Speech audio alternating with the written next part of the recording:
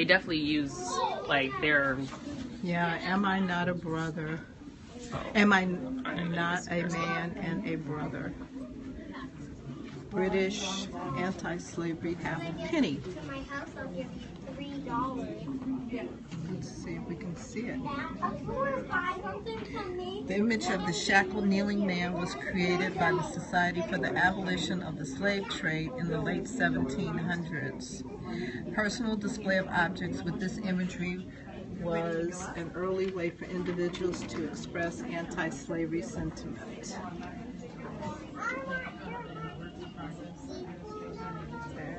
Slave auctions. At slave auctions, men, women, and children were forced to stand on a platform in front of potential buyers. They were subject to intense physical scrutiny, and many families were separated forever with the slamming of the auctioneer's gavel. Valuable gang of young Negroes will be sold at auction on Wednesday the 25th at 12 o'clock at Banks Arcade. 17 valuable young Negroes, men and women, field hands sold for no fault with the best city guarantee. Hi, welcome. Sale positive without reserve. And this is an image of the slave auction. Field cradle. Commonly mistaken as a device used by slaves on the plantation, this type of field cradle was patented in 1870. It could, however, have been used by former slaves working as sharecroppers after the Civil War.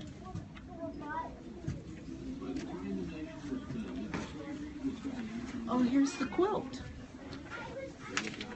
So what are the symbols on this quilt? A half-stitched quilt cover, late 19th century. Born into slavery, Melvina Young lightly created this quilt cover as a free person, having been emancipated after the Civil War ended. Many enslaved people worked in the homes of plantation owners, a common domestic role of that seamstress. And Miss Young probably learned to sew and quilt while working in her owner's Tennessee home.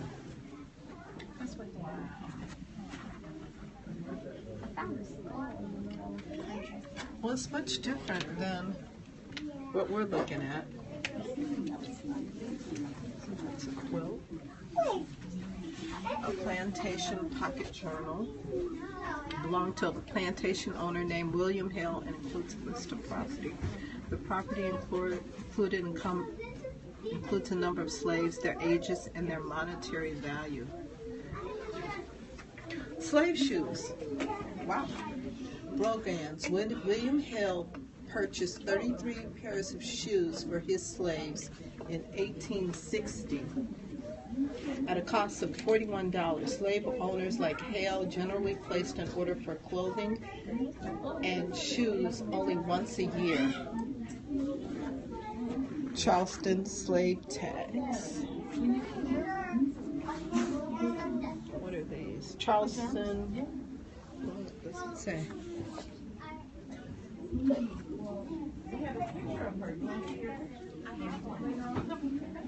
Oh, iron forged nails, antebellum clay bowls, handmade bricks made by slaves. The peculiar institution, slavery in the United States. Wow.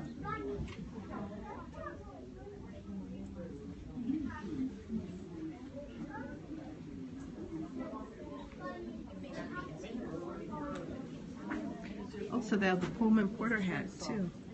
They have the lunch counter from the museum. Cotton picking. After slavery ended, free men often lacked the financial resources to establish better lives for themselves.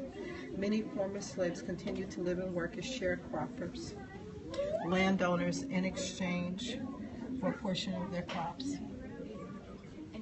In search of freedom, the Great Migration. So, Pullman Porters, the Brotherhood of Sleeping Car Porters and the Road to Civil Rights. Can you share me out? And what? Go to my Twitter and share this podcast. Yeah, I don't really have a great connection, but Okay, well, if you can. Founded in 1867, the Pullman Company supplied fully staffed cars for the bustling railroad industry. For the men employed as Pullman porters, the position offered a path to the middle class, and work was less dirty, dangerous, and backbreaking than other jobs available to African Americans during the period. However, while they were expected to maintain the highest level of professionalism in their manner and dress, Pullman porters were not afforded the same respect. They often worked 20-hour days for very little pay, with no regard to their real names. Passengers called porters George after George Pullman, and they risked losing their jobs if they sought better treatment. In 1925, the frustrated porters enlisted the help of A. Philip Randolph, who had previous experience in defending workers' rights. For the next decade, the labor leader worked tirelessly to establish a union. In 1937, after 12 years of negotiation, the Brotherhood of Sleeping Car Porters was officially recognized. The success of this initiative, started by a small group of exploited African Americans, had a lasting impact on the struggle for the worker and civil rights. Pullman porter hat, circa 1930. In Search of Freedom. In Search of Freedom. Through the 13th Amendment, legally released all men, women, and children from involuntary servitude. Former slaves might not have considered themselves free. Limited options and few resources meant that many of those who stayed in the South continued as sharecroppers on the same plantations where they had once been enslaved. Some of the newly freed population did begin leaving the South shortly after the end of the Civil War. It wasn't about until 1910, however, that what had started as a trickle swelled to a flood of migrant workers and families heading north in pursuit of a better life. Following the end of federal rights protection for freedmen in 1877, the enforcement of Jim Crow segregation laws not long after, the South became an increasingly dangerous place for African Americans. By 1950, 2.7 million had left the rural South for the metropolises to the north and west. Cities such as New York, Chicago, Detroit, Philadelphia, Los Angeles received the largest percentage of immigrants fleeing racial oppression and seeking work in cities' burgeoning industries. Though the sudden surge in the populations of these urban centers at times led to conflict, it also gave rise to the rich black cultural movements of the early 1900s, including what would later become known as the Harlem Renaissance. Empowered by an ever-strengthening sense of community, African Americans organized politically as well, ready to confront the hostile racist conditions that deprived them of their liberties. Oh, the Great Migration. Oh, wow, this is so cool. It's set up like a Pullman porter train. Freedom, resistance, and the journey toward equality. If you are a stranger in the city, if you want a job, if you want a place to live, if you are having trouble with your employer, if you want information or any kind of advice, call upon the Chicago Urban League. Conditions among Negroes. That's interesting.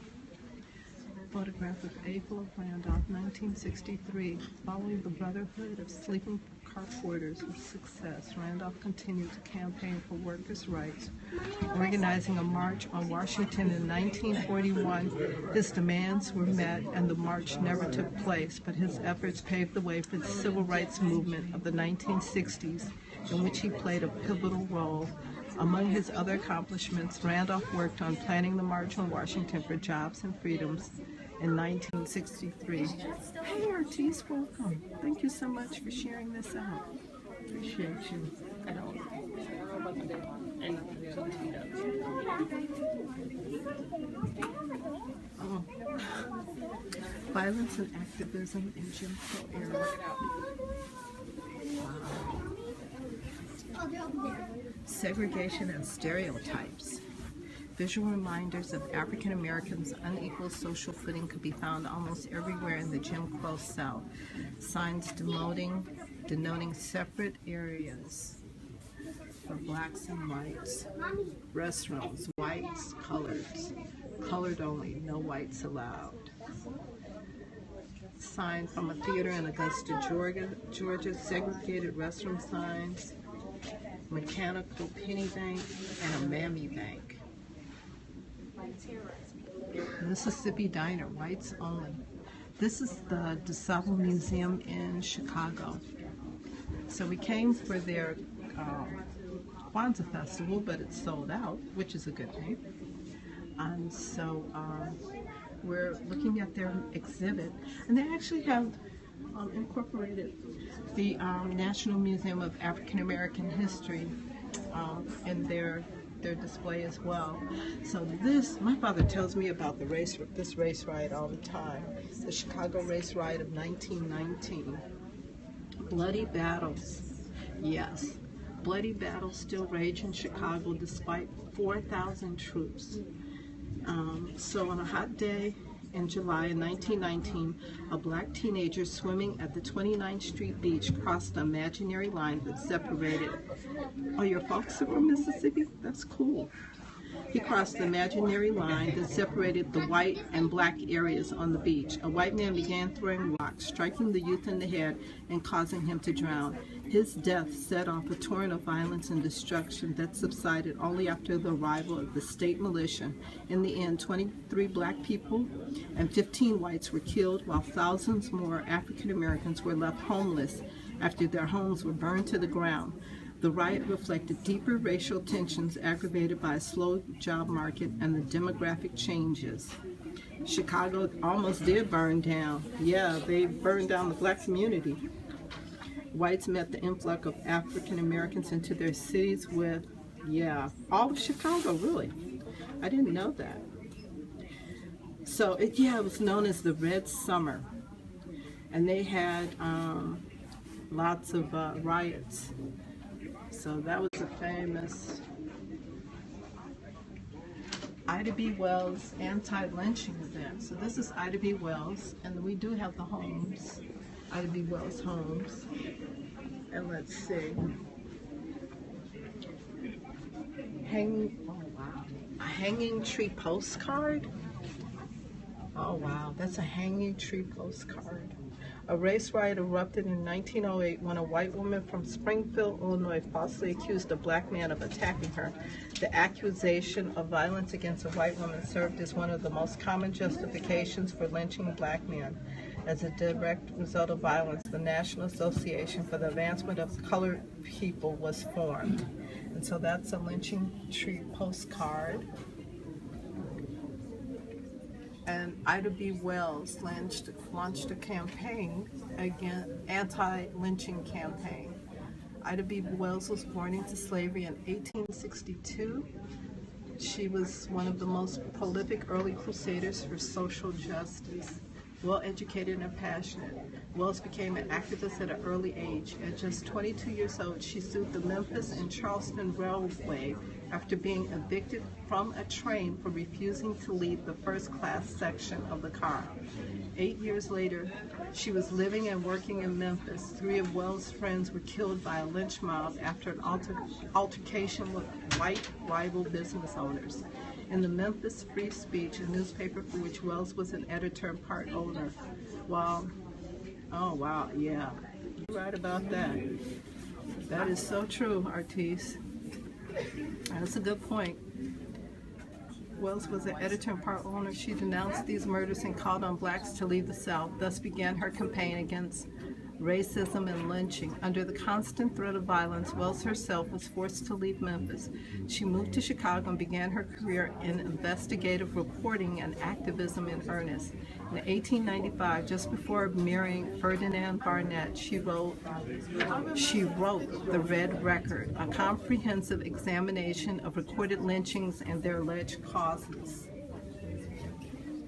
It is considered her most compelling and influential work. Wells Barnett continued to campaign for social justice and reform until her death in 1931. And so that is Ida B. Wells. There. Part of this is these types of groups to try to stay.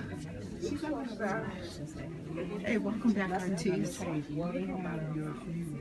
And this must be a desk of hers. I can't see the sign on the other side, but I think that's a desk belonging to Ida B. Wells. Oh, Emmett Till. Yeah, Emmett Till from Chicago. Oh, thanks for sharing, Artis. Thank you. So this is a street sign in honor of Emmett Till from 1991. So on July 25th, 1991, the city of Chicago designated a section of 71st Street as Emmett Till Road in honor of Chicago youth who was lynched in Mississippi in 1955. Hello, welcome, welcome. And so this is the Jet magazine copy of Emmett Till. And so that is what they did to him. That is how he looked in the casket. The murder of Emmett Till, the violent murder of young Emmett Till was made national headlines. Emmett Till grew up on Chicago's South Side with his mother, Mamie Till, whose family had moved north from Mississippi Delta in the 1920s during the Great Migration. During a 1955 trip to relatives in Money, Mississippi, 14-year-old Emmett was accused of flirting with a white woman at a general store in town. They live in Ohio. 14-year-old Emmett Till was accused of flirting with a white woman at a general store in town. A few nights later, a group of white men abducted Emmett Till from his uncle's home. So these are the men that abducted him. They beat and tortured him for hours before they shot him. Really? Come in. Throwing his body into the Tallahatchie River. It was found 3 days later, unrecognizably disfigured. Mamie Till insisted on having an open casket funeral in Chicago, saying that she just wanted the world to see. So that's what he looked like once they did. You all never heard? Come here. So this is Artis says hi. So Martin Luther King Jr.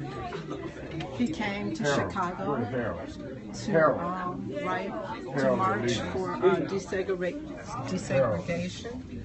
I cared. I was there. Illinois rally for civil rights. See this guy here? Come here. Come here. You see this guy here? He was. This is nice. I have a dream. He lived in Chicago, 71st. He went down to Mississippi with his parents. In pursuit of equality, civil rights movement. And so this is the lunch counter that's at the National Museum of African American History and Culture in Washington, D.C. It's also in the Sweet Home Cafe. So this is a Woolworths stool. And so the students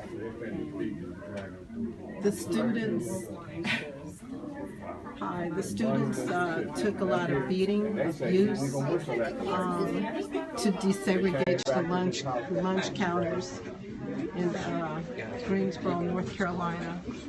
This is a water fountain, white water fountain. This is for whites only. And then the small one over there is for colored.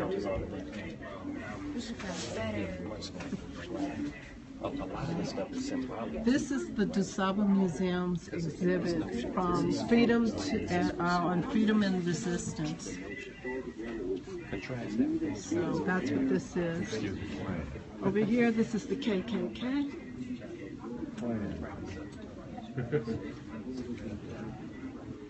That's the KKK. Breakfast for children served. Oh, okay, so this is the Black Panthers. Charles Bursey serves breakfast to children as part of the Black Panthers free breakfast program in Oakland, California. And then this is a sign for free breakfast in Chicago, the Illinois chapter of the Black Panthers.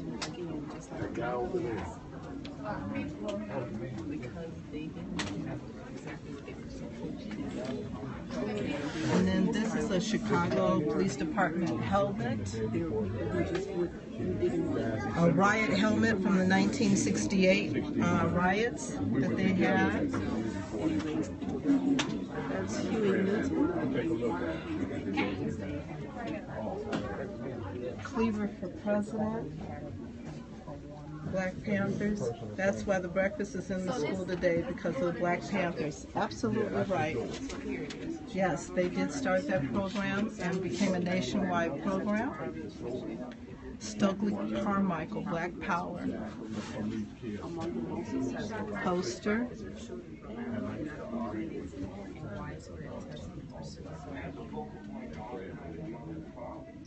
But I believe it's actually one of his red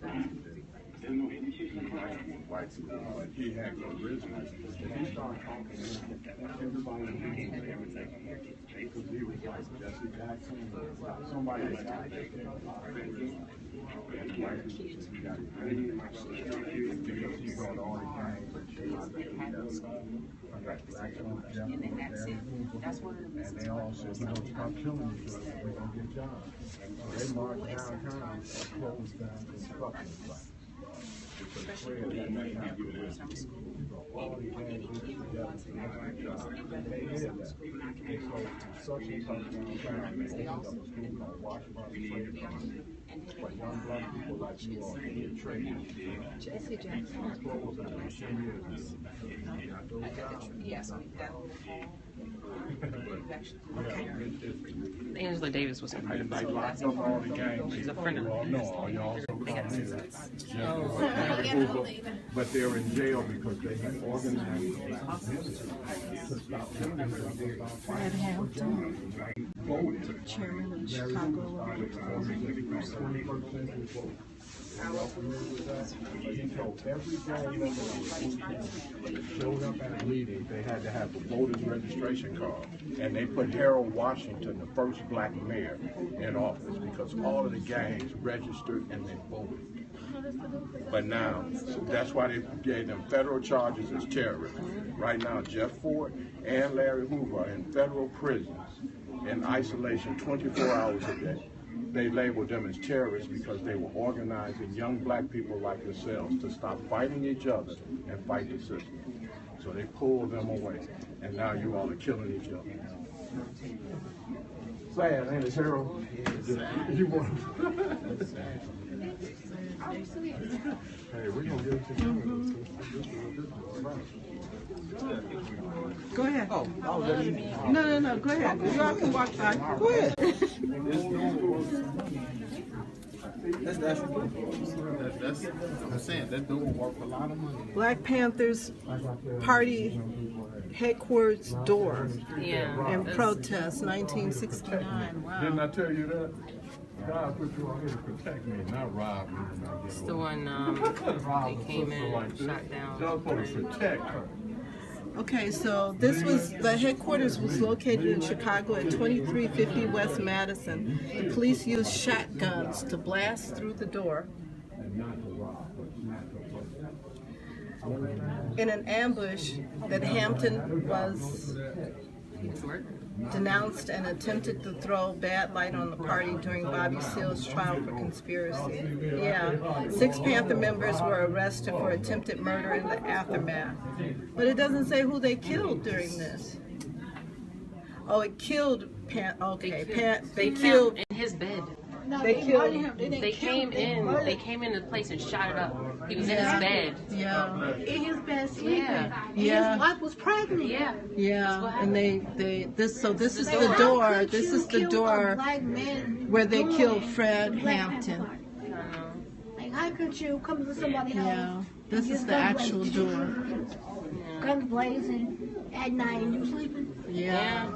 I would have caught that whole thing on tape. I wouldn't care.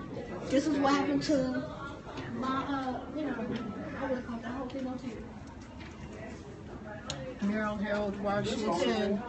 Yeah. First black mayor of Chicago.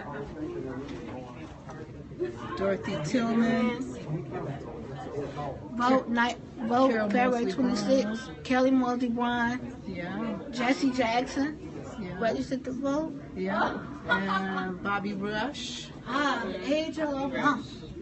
Yes, and have to have Obama. Obama's from Chicago, so we have to represent Chicago. So Chicago is definitely a powerhouse politically.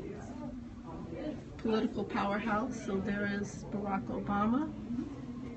And They don't never have Barack Obama on their display. that is a ticket, for Springfield. Well, Announcement ticket for Springfield. That was when he announced he was running. Yeah. You know, they go to the steps. Yeah. Capitol Oh, steps. in Springfield. Yeah. When he entered the presidential race. Hope campaign poster.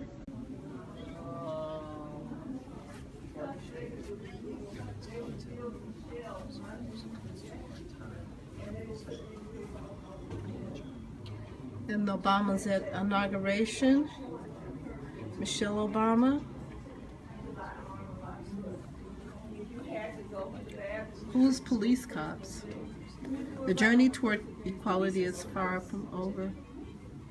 Oh, who polices cops? Yeah, like police. Oh, okay.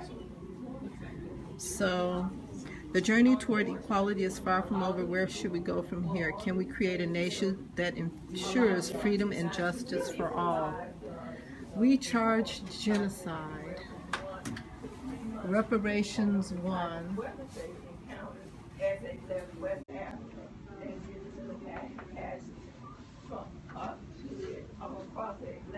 Watching Watchers strategies to end police violence.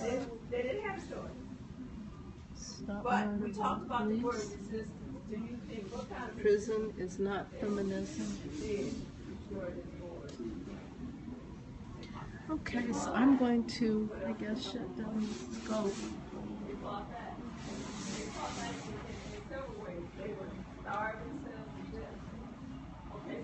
So there's President Obama.